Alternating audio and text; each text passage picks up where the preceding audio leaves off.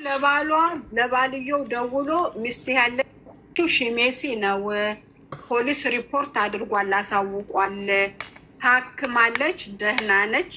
ወደ መጥሪያ ደግሞ ለኤምባሲው ፖሊስ ሰጥቷል።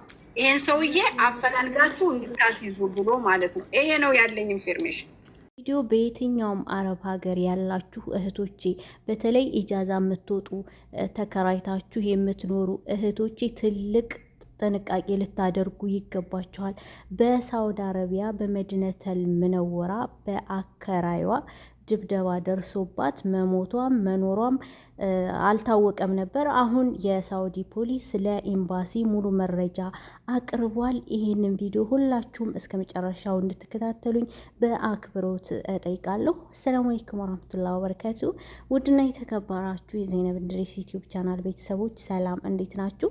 በያላችሁበት የዓለም ክፍል ሰላማችሁ ብዝት ትርፍ ይበል። እንግዲህ ውድ እህቶቼ ያው በህገ ወጥም አንዳንዴ ደግሞ ህጋዊም ሆናችሁ ፍሪ ሆናችሁ የምትኖሩ ያው ኢጃዛ ያስፈልጋል እና የኢጃዛ ቤት እንከራያለን፣ የኢጃዛ ቤት አለን ማለት ነው ሁላችንም። እንግዲህ ይቺ እህታችን ባለትዳር ናት። የሀገሯ ሰው አንድ አካባቢ ነው ኢትዮጵያ ሀገራቸው ማለት ነው።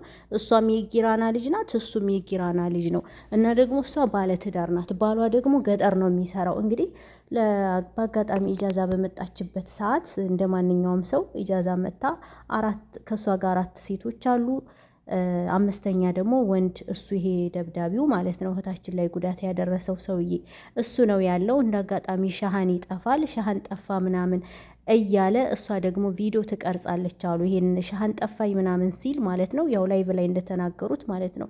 ያንን ለምን ቪዲዮ ትቀርጫለች ሲላት አይ መረጃ እንዲሆን ብዬ ምናምን ትላለች። ከዛ በኋላ አንቺ ነሽ የወሰድሽው ሻሃኑን አምጪ አታምጪ በሚል ግብ ግብ ይጣላሉ።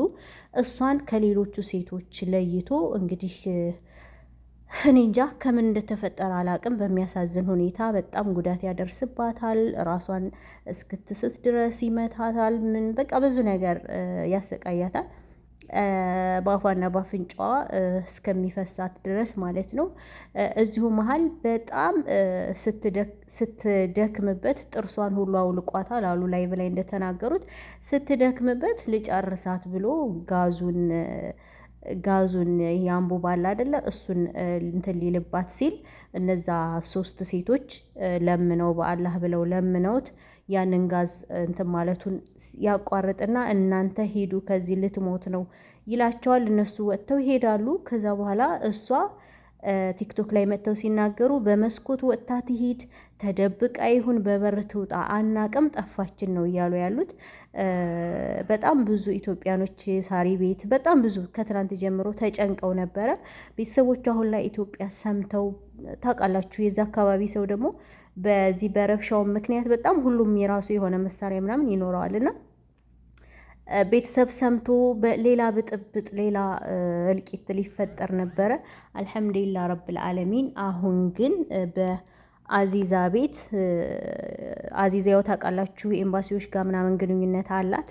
ለሳሪ መልእክት ስታስተላልፍ የቀዳሁትን ቪዲዮ አስገብቼላችኋለሁ። ሁላችሁም ስትጨነቁ የነበራችሁ ልጅቱ ይሄ ድርጊት ከተፈጸመ 4 ቀኑ ነው። ዛሬ 4 ቀን ሙሉ የት እንዳለች ምን እንደደረሰች ትሙት ትኑር አይታወቅም ነበረ። አሁን ላይ ፖሊስ ለኤምባሲ መረጃ ሰጥቷል። ይሄ ሰውዬ ደብዳቤው ራሱ እንዲያዝ ፎቶ ሁሉ ይበተን፣ አድራሻው የስልክ ቁጥሩ ምናምን በዋትሳፕ እንዲያዝ ለኤምባሲ አስተላልፈዋል፣ መረጃውን እንዲሰጡ ማለት ነው።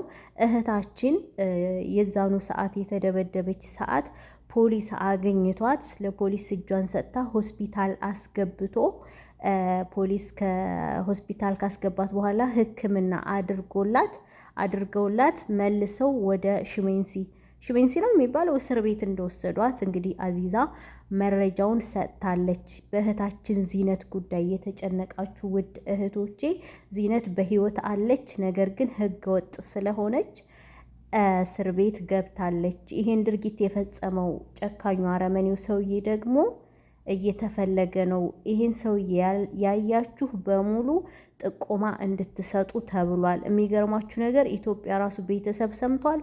ወንድሞቿ ሳሪ ላይቭ ላይ ገብተው በጣም ተናደው ተበሳጭተው በጣም ብዙ ነገር እያሉ ነበረ።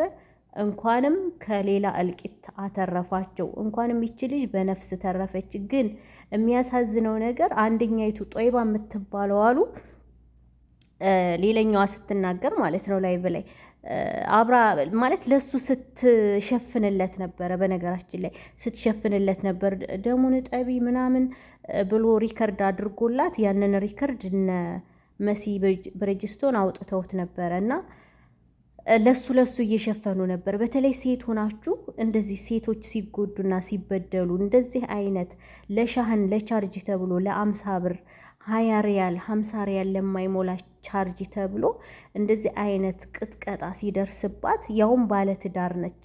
ባሏ ሁሉ ከገጠር መጥቷል። ባልየው ራሱ የሆነ ላይቭ ላይ እኔ ደንግጦ ነው ምናምን እያልኩ ነበር። ምንም አይነት ስሜት አልተሰማውም። ግራኔ ያጋባኝ ወላሂ። እንዴ ባል የሆነ ሰው ይሄን ሁሉ ሲሰማ እንዴት ፖሊስ ሄደህ አመልከት ቢባል እያዛለሁኝ። እንዴ የሚስቱ ነፍስ አላሳሳችሁም?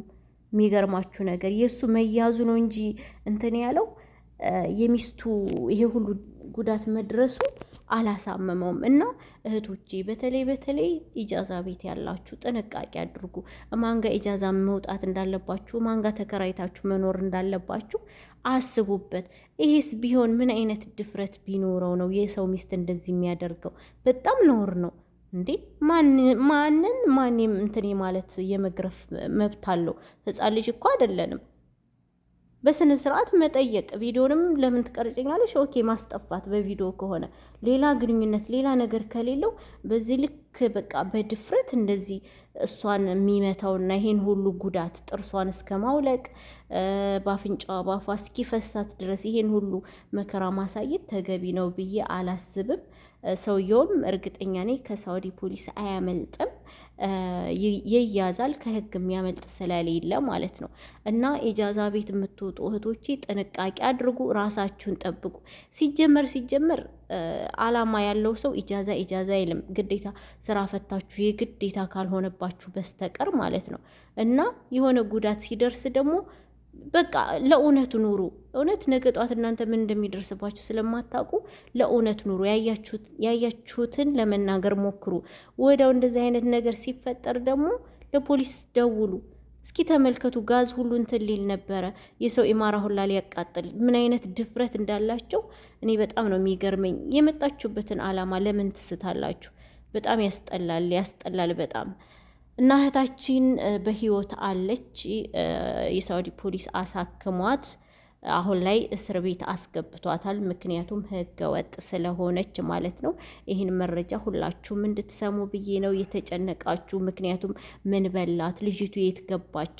በመስኮት ዘላ ነው ይላሉ፣ ግማሹ በበር ወጥታ ነው ይላል። በመስኮት እንዴት ትዘላለች? በተለይ ፎቅ ከሆነ ህይወቱ ያልፋል እና በጣም ከባድ ነው። ለማንኛውም ያለችበትን ሁኔታ ፖሊስ አሳውቋል ኤምባሲ። ለሳርዬ ደግሞ አዚዛ መልእክቷን አስተላልፋለች። ያኔ ነው ይሄን መረጃ የሰማሁት እና በህይወት ስላለች በጣም ደስ ብሎኛል። አስቡት ኢትዮጵያ ራሱ ሌላ እልቂት ይፈጠር ነበርና ቪዲዮ ላይክ አድርጉ። መልካም